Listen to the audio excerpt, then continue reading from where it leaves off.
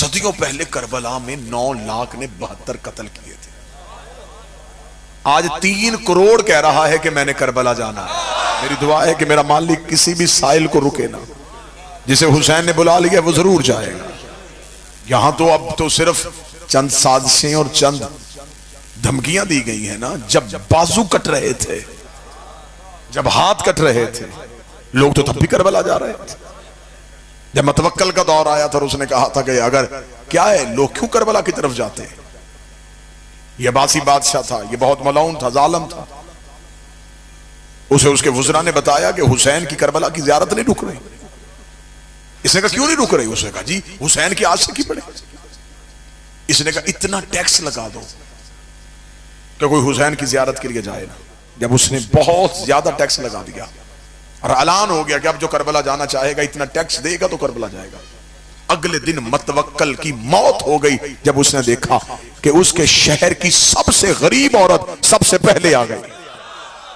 शहर की सबसे गरीब औरत सबसे पहले आई और उसने आगे जो जुमला कहा वो जुमला तुम्हारे अकीदों के लिए। उसने मतवक्कल के दरबार में आके कहा मैंने सुना है कि ज़ियारत सस्ती हो गई है। उसने कहा बुढ़िया टैक्स लग गया है। उसने यूं ही जल्दी से चादर का पल्लू खोला, खोल के यूं दिनार निकाले, ये पकड़ जाऊं। यूं गिरते हुए दिनार देके मतवक्कल ने कहा तू तो बहुत ज़ईफा गरीब है, तेरा तो कमाने वाला भी कोई नहीं, कहां से लेके आई है? उसने कहा जिसने बुलाया है उसने दिए। रात कह के सोई थी हुसैन तेरी ज़ियारत के लिए आना है। ख्वाब में आके उसने कहा चादर उठा, जिसने बुलाया उसने दिए, पकड़ अब जाऊं। इसे कहा रुक, अभी करबला नहीं जाना। इसने फौरन वुज़रा को बुलाया, वुज़रा को बुला के इसने कहा नहीं टैक्स लगाने से नहीं होगा, हुसैन तो अपने नौकरों को दिरहम दिनार दे रहा है। उन्होंने कहा फिर क्या करें? उसने कहा कोई और सख्त शर्त लगाओ। क्या शर्त लगाएं? उसका जो हुसैन की ज़ियारत के लिए जाए उसका एक बाजू काटो। बाजू कटवाएगा करबला जाएगा। अगले दिन जब साइलों के दरबार में आने का वक्त हुआ, क्या मतवक्कल साइलों को सुनेगा तो वही बुढ़िया। अब देखिएगा जुमला सुनिएगा, अकीदे देखिएगा। वही बुढ़िया अपना दायां हाथ सर पे रख के मतवक्कल के दरबार में। मतवक्कल ने कहा बुढ़िया अब क्यों आई है? उसने कहा मैंने सुना है ज़ियारत मुफ्त हो गई है। बाजू कटवा रहा है ना, कटवाने आए। उसने कहा मैंने काटना है, तूने सर पे क्यों रखना है? ओ क्या कहने अली वालों, हुसैन के आशिकों।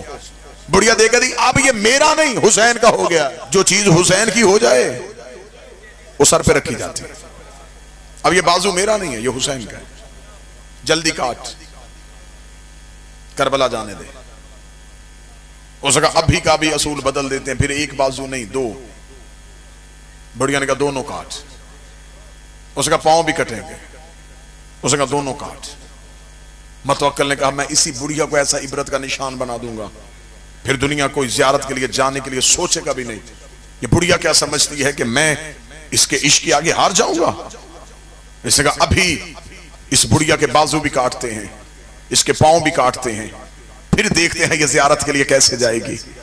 मतवक्कल अपने महल के बाहर मीनार पे खड़ा हो गया।